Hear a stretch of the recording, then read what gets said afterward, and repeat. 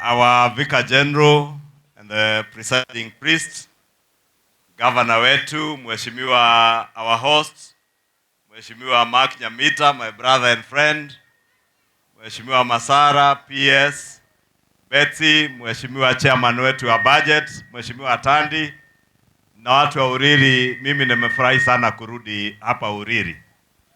Kama mngemsikiza PS Betsy wakati alikuwa anawaambia Uriri, aliwaambia watu ya Uriri, sababu huko kwetu Uriri ni kitu ingine, na najua hata kwao Uriri ni kitu ingine. Mnajua Uriri ni nini? Uriri ni kitanda. Sasa wakati Betsy alisema watu wa Uriri nikajua basi huyu ako network ya huko mlimani. Lakini tumefurahi kutembea hapa tena, na mimi sio mara yangu ya kwanza na sio mara yangu ya mwisho kutembea hapa, na tutarudi tena. Na ni kweli Mheshimiwa Nyamita aliniuliza kwa heshima tuje tushirikiane kwa kukamilisha ujenzi wa kanisa hili lenyu la St. Mary, ambalo alinikumbusha term yake ya kwanza kwa bunge la kitaifa. Nikiwa chairman wa budget kama Mheshimiwa Atandi, aliniuliza tusaidiane ujenzi wa kanisa, na nikamtuma na mchango yangu wakiwa na former speaker wetu. Na vile amesema, hili kanisa mmefanya bidii sana kulifikisha mahali liko. La pili, Vicar General, the one thing nimeobserve, huu mjengo kufika mahali umefika, nimesoma kwa kijitambo ambacho tulipewa hapa, mmetumia almost 17 million shillings. I must tell you, Vicar General, that is very good application of the money that has been raised by these Christians. Kanisa nyingi mtachanga pesa, mkiangalia mjengo mnatafuta pesa mnakosa kwa hiyo mjengo. Lakini this structure, the way it is, you can see value for money, and I want to thank you, the people of Uriri, for applying the money that you raise very well to be able to get to where you are. Na presiding priest alituambia ni kama hii kanisa itaisha leo, na mimi naona itaisha. Simesikia mlianzisha na mkatuambia mmechanga already 2.18 million. Mimi nilikuwa nafanya takrimu pale ile vile watu wanatoa, naona tukimalizia hii kanisa itaisha leo. Kama tuko na Mark Nyamita hapa, kama tuko na PS wa uchumi samawati na fishery, tuko na Governor Ochilo Ayako, Governor wa Migori, tuko na chairman wa budget, sio budget ya county, budget ya Kenya mzima, Mheshimiwa Atandi. Si mmemwona? Na unajua wakati Mheshimiwa Atandi na Nyamita waongea hapa, they have told us the things, as governor has also said, the things that have been done in this county, in this constituency, from affordable housing, from to markets hiyo governor ametaja ya Uria, ya Sibuochi, barabara hizo Mheshimiwa Atandi alitaja hiyo ya Wendo kuja hapa, hiyo ya Sibuochi kwenda mpaka Gogo. Kuna pia stadium ambayo governor ametaja. Kuna hydropower ya Gogo hydropower ambayo rais wakati pia alikuwa hapa aliahidi upgrade of the Gogo hydropower from a 2 megawatt to an 8 megawatt power plant. Na hiyo already has been awarded contract ya bilioni 5, 5 billion shillings, to make sure that all the people in Migori County and our neighboring counties have access to power, and they can be able to grow with the rest of Kenya as the rest of Kenya moves to the first world. Kwa hivyo hayo maendeleo yote ambayo tunataja, na governor ametuambia vizuri, nyinyi watu wa Migori mkisema 2 term ya President William Ruto, sio 2 term sababu ya siasa. It is 2 term because you can identify with development projects that have been rolled out in this county. More than any other administration in the history of our country, there is no other administration that has rolled out the kind of projects that you can count. Projects you can see, projects you can touch, and projects that have an impact on the livelihood of the people of Migori and especially Hainuriri.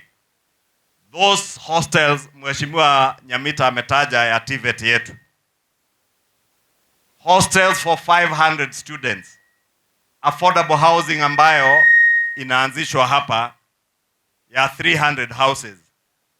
They will not only have an impact on the economy of this county in terms of the economic stimulation that we will do in the supply of materials, be it steel, be it cement, but more importantly, to create job opportunities for many of our youth who are jobless today. And the president has told us that for us to be able to create opportunities for our youth, haitakuwa ni mambo ya kuongea ama kupanga vijana wetu waje kwa mikutano ya siasa kupiga kelele. We must have deliberate programs geared towards the provision of jobs for our youth. I am glad huyo kijana amesimama hapa, alisomea hii TVET yetu ya hapa Uriri. And Nyamita, you remember, you introduced me to about 7 of them. They came to parliament, and Mheshimiwa Nyamita did ask me to come and say hi to those young men who had graduated from your TVET here, who had been connected through the Kazi Maju program to job opportunities in the UK. Huyo kijana mwenye amerudi hapa, amechanga mchango yake ya kanisa, has vindicated what we have been telling people, that there are opportunities if we agree to train our youth in our TVETs, our universities and other colleges, and we connect them to job opportunities wherever we find them. I am glad to have witnessed that young man coming back home. Najua imekuwa winter Uingereza, ananiambia winter ikiisha, arudi kazi. Ili aende atafute pesa ingine atuletee. Na ajenge familia yake, ajenge kijiji yake, na amefanya vizuri, ameanza na kuja kujenga kanisa. Na Mungu akubariki na abariki wale wengine ambao mlitembea nao. Vicar General, as you spoke, you mentioned very critical issues, some of which, or many of which, I agree with you. And especially the question of political tolerance and inclusivity in leadership and the politics of our country. And I must thank all these leaders. Mheshimiwa Nyamita, as he said, he wants to run for governor in Migori County. Mheshimiwa Masara wants to run for governor in Migori County. Mheshimiwa Governor Ochilo is here as a current governor. But they have the fortitude and the courage to be able to sit together and focus on the development of the people of Migori. That is a great show of unity, and I want to encourage you, my brothers, continue that way. Kiti ya governor ni moja, ni mtu moja atakalia. Na wenye kuamua ni nyinyi, si ndio? So hawa viongozi hivyo wanafanya, waendelee kufanya hivyo, na waweke watu wa Migori pamoja, so that we live and work together in unity. Because we all, hakuna mtu atahama Migori, ama iko mtu atahama. Hata mama Full Network, mama Fatuma, ndiye women rep wetu, nimeona mrembo mwingine hapa, na yeye Olang, na yeye anatafuta kiti, si ndio? Na wote, mama senator, mama Gati anatafuta kiti ya senator. Na senator wetu Eddie, ambaye amenituma na mchango wake, nitatoa mchango wake, alikuwa ameulizwa na senator na party leader wa ODM, Mheshimiwa Oburu Odinga, aende amwakilishe in another church function in Siaya, and he called me in the morning, akaniambia sababu wako Siaya, atanitumia mchango yake, nikifika nimtolee na nipatiane apology yake na salamu zake. And the way we are engaging, that is the way we should conduct our politics, and that's why I want to agree with the Vicar General. We must not let people to plant seeds of hatred and seeds of violence amongst us because of politics. Na pia Vicar General, umeongea mambo ambaye unfortunately imefanyika Nyatike, na niliona jana. And when I knew I was coming here, I spoke to the PS Omolo this morning, and I also spoke to Senator or Cabinet Secretary Kipchumba Murkomen, the CS in charge of Interior. And I want to identify with what Governor Ochilo has said, that violence can only beget violence. And I want to plead also to the people of Nyatike, the young people in Nyatike, please let us become, let us give investigative authorities time to investigate those who are causing the wanton destruction of property and even loss of life in Nyatike and the neighboring areas. And the Cabinet Secretary and the PS have told me that they have already directed the county security team to act with haste and restore order and ensure that the violence and the thuggery that we are seeing in Nyatike and some parts of this county comes to an end.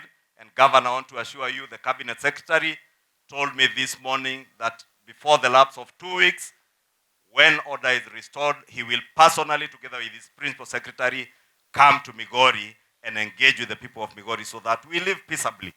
Sababu pasipo na amani, hatuwezi kuendelea. Tutafanya maendeleo mingi, amani ikikosa, ile maendeleo yote inakuwa ni kazi ya bure, and we end up losing property, and more so, we end up losing lives. And we want to make sure, as we move on, we do not lose any other life.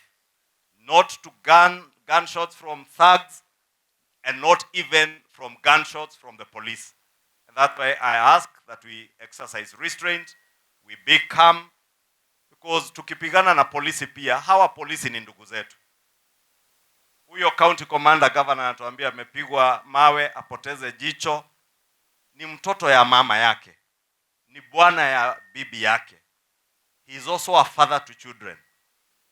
And without the police, those thugs who are terrorizing people with illegal guns, if we chase away these policemen, then those thugs will have a field day na ndio watatuangaisha zaidi.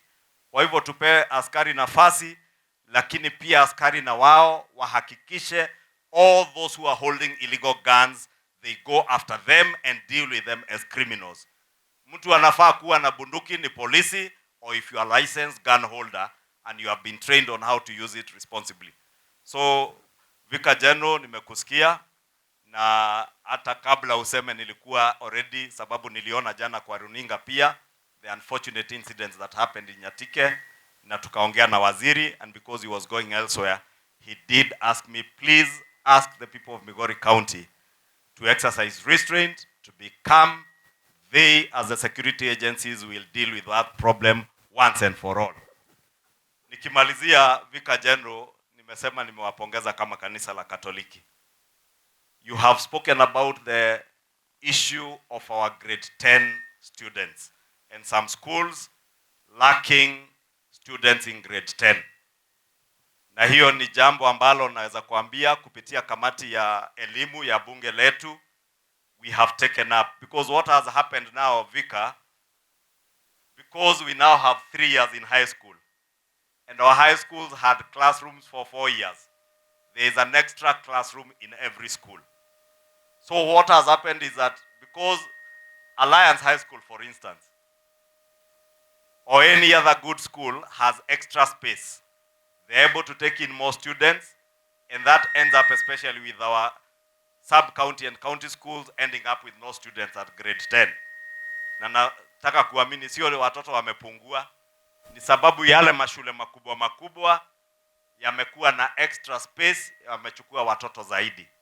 But we have asked the Ministry of Education through our committee in Parliament to come up with a policy to ensure that no secondary school in Kenya is closed down because of lack of students.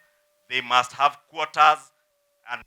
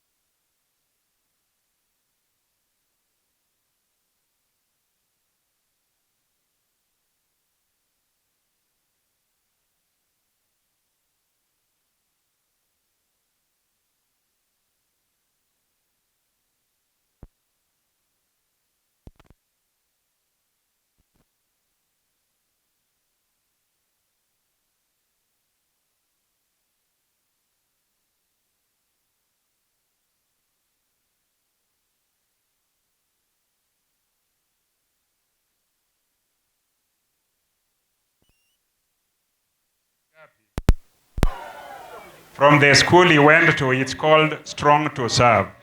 Lord, for all mankind we pray. Oh, every man grows. Oh, hear us, Lord, our native school. The school we love the most. The school we love the most. The school we love the most. 1 million Kenya shillings. Haya governor, pia hiyo 1 million shillings ni yangu kwa heshima ya Mheshimiwa Nyamita na governor wenyu na watu wa Uriri. Pia nikija hapa governor na Mheshimiwa Nyamita alisema wakati walianzisha hii kanisa, alimwambia Mheshimiwa Rais, na ni kweli vile Mheshimiwa Nyamita alisema, when we came here 2 years ago, niliambia Mheshimiwa Nyamita, real development you can only access it through government.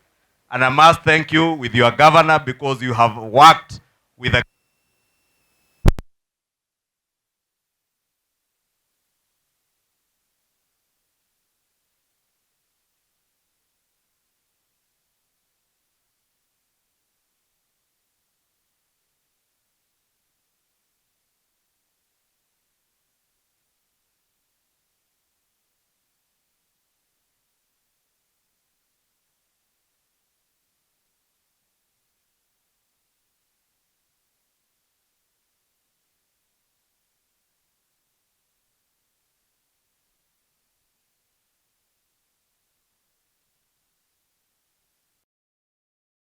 watu wa Migori wamesema ni 2 term.